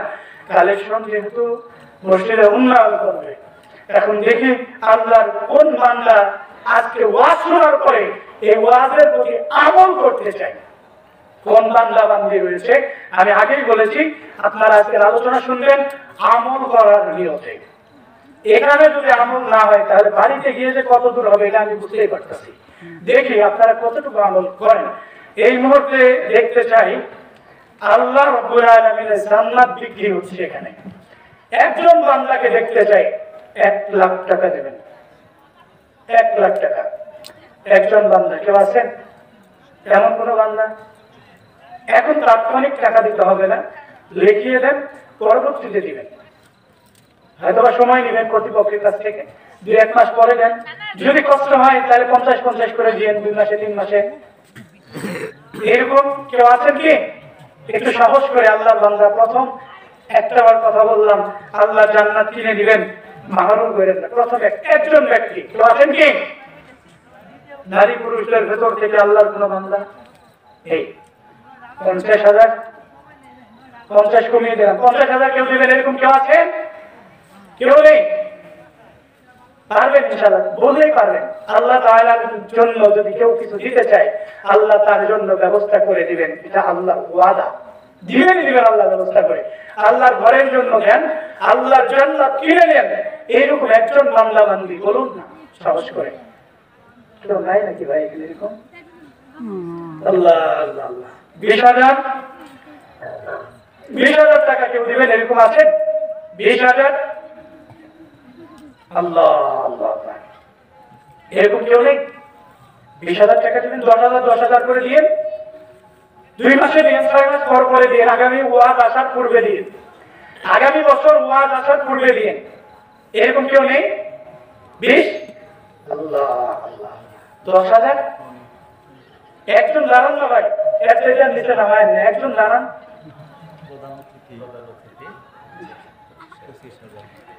লিল্লাহি তাকবীর, আল্লাহু আকবার। 25,000 টাকা। মারহাবা মারহাবা মারহাবা। প্রধান অতিথি আজকে এই ওয়াজ মাহফিলের জন্য 25,000 টাকা দিয়েছেন, বলুন না মারহাবা মারহাবা মারহাবা। 25,000 টাকা আল্লাহ দিয়েছেন তোমার জন্য। আয় রব্বুল আলামিন, তুমি তার জন্য এই টাকার বিনিময়ে তুমি তাকে দান করে দিও। আল্লাহ দিয়েছেন কসকসা নোট, দিও না তুমি তারে কখনো অশান্তির চোট। আল্লাহ তুমি তার ভাগ্যকে পরিবর্তন করে দাও। আল্লাহ তুমি তার সংসারে রহমত এবং বরকত নাজিল করে দাও।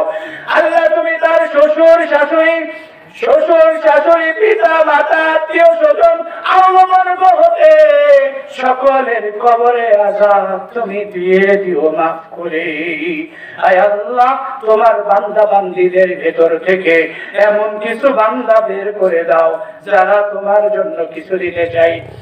আসুন না, আপনারা দেরি করলে দেরি হয়ে যাবে। আল্লাহ বলেন মালিক মালিক, তুমি জান্নাতে তোমার পাশে একটি ঘর বানিয়ে দিও। আল্লাহর পাশে ঘর বানাইতে চান যারা, একটু আসেন না, আসেন। মালিক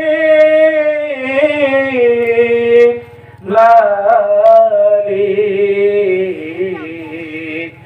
মালিক, তুমি জান্নাতে তোমার পাশে আমার একটি ঘর বানিয়ে দিও। বলুন না আমিন। তোমার পাশে একটি ঘর বানিয়ে দিও। সে বিভীষিকাময় মহাক্ষণে তোমার প্রতিবেশী করে নিও। মালিক মালিক, একটি ঘর বানিয়ে মিলিয়ে দিও।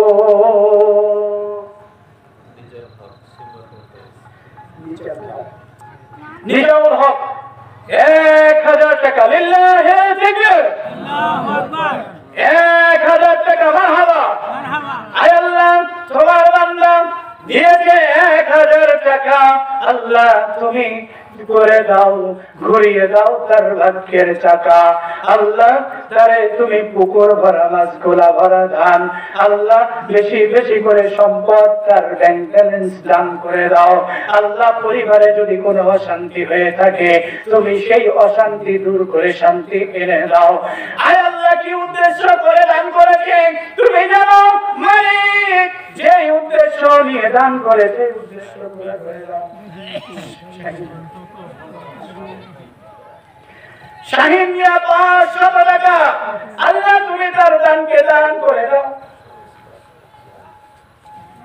সবাই 500 টাকা, শাহিন মিয়া 500 টাকা, আল্লাহ তুমি তাদের দানকে কবুল এবং মঞ্জুর করে নাও। আল্লাহ তুমি তাদের দান যে উদ্দেশ্য করেছে, তুমি সেই উদ্দেশ্যকে পুরা করে দাও। নান্নু মিয়া 500 টাকা, আল্লাহ তুমি তার দানকেও কবুল এবং মঞ্জুর করে নাও। বালিয়াটাপাড়ার মাহবুব ভাই 2000 টাকা, মারহাবা লিল্লাহি তাকবীর, 2000 টাকা মাহবুব ভাই, মারহাবা। আল্লাহ তুমি তার দানকে কবুল এবং মঞ্জুর করে নাও। যে উদ্দেশ্যে দান করেছে, আল্লাহ তুমি তার দানকে কবুল করে নাও।